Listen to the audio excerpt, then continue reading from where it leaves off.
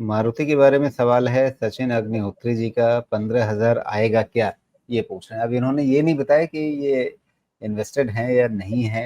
मारुति के बारे में 15,000 पे नजर है इनकी। मारुति के बारे में सवाल है तो फिर बुकिंग कराइए।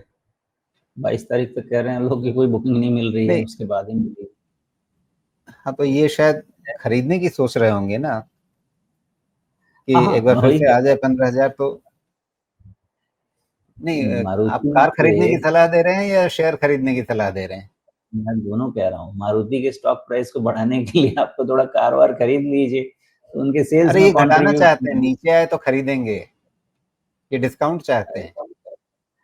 अच्छा, हाँ ऐसा है कि ठीक है, हो सकता है कि फेस्टिव डिस्काउंट मिले, क्योंकि बहुत ओवरबॉट है, एक्सट्रीम ओवरबॉट है। और आप इसकी चाल देखिए बाबा, 12,000 रुपए की चीज relentless buying as if there is no tomorrow.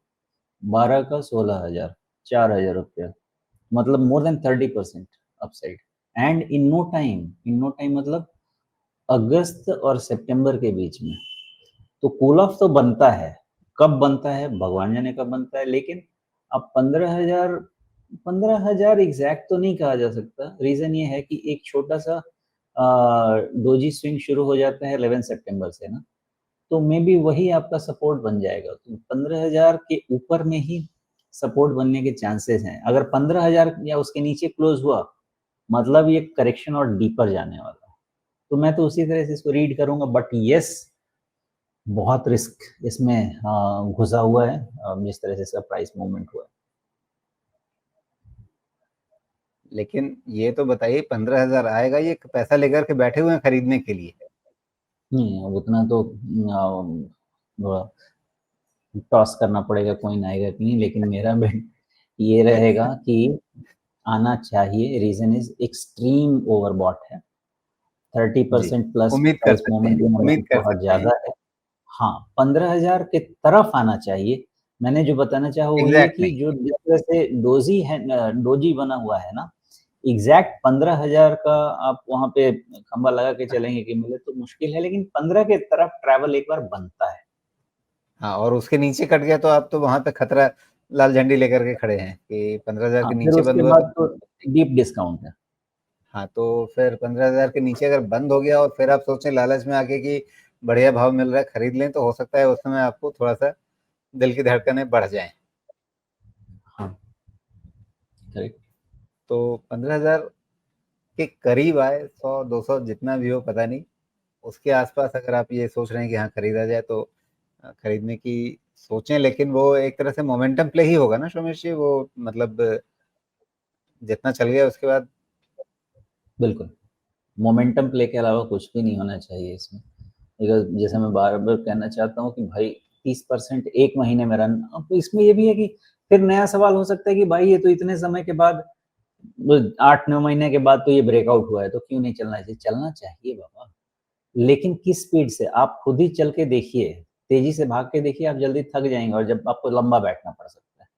अगर आप आराम आराम से चलेंगे तो आप लंबा चल सकते हैं। तो breakout is fine, breakout is with a gap. ये भी नोटिस करने की बात है, जो जेन्युइन रीजन है जीएसटी लेकिन 2.4 अगले का। 2 हफ्ते सुमेश जी, इसके लिए बहुत मतलब बाजार बहुत हर दिन इस पे नजर रखेगा कि क्या हो रहा है, किस तरह के डेटा आ रहे हैं। अ, सोमवार से नवरात्रि शुरू हो रही है और साथ में जीएसटी की जो घटी हुई दर है वो इफेक्टिव हो जाएगी, प्रभावी हो जाएगी। तो इस नवरात्रि के बीच में तो हर रोज लोग डेटा जुटाते रहेंगे, आज कितनी बिकी मारुति। राजीव जी, अगर इस पे बात करना है ना, मैं एक पॉइंट बहुत क्लियर कर दूं। बहुत सारा आई वॉश होने वाला है। मैं बहुत क्लोजली इनके प्राइसेस को मॉनिटर कर रहा हूँ। इनके कार के प्राइसेस सबके आप देखिएगा, इनके विंडो पे बढ़ते जा रहे हैं विदाउट पीपल नोटिसिंग।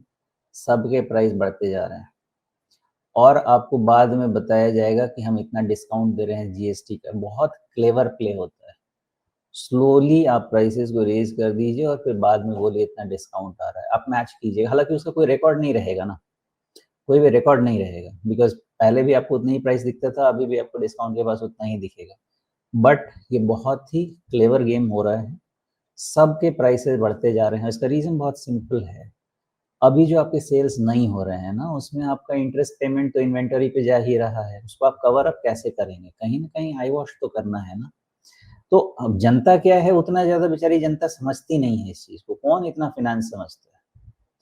तो अगर आप फाइनेंस समझेंगे तो ये ऑलरेडी एडजस्टमेंट चल रहा है, कोई भी व्यापारी अपने कॉस्ट पे आपको सौदा नहीं देता है और न देगा, सब चल रहा है काम। आपको जीएसटी वो निकाल देंगे, रीजन ये है कि अगर आप जीएसटी कम नहीं करेंगे तो फाइनेंस मिनिस्ट्री आपके सिर पे चढ़ जाएगा, वो चीज तो वो पक्का निकाल देंगे। लेकिन आपका ओवरऑल कॉस्ट जो आपका आई वॉश होगा ना, जो आप खरीदने जाएंगे, आपको समझ में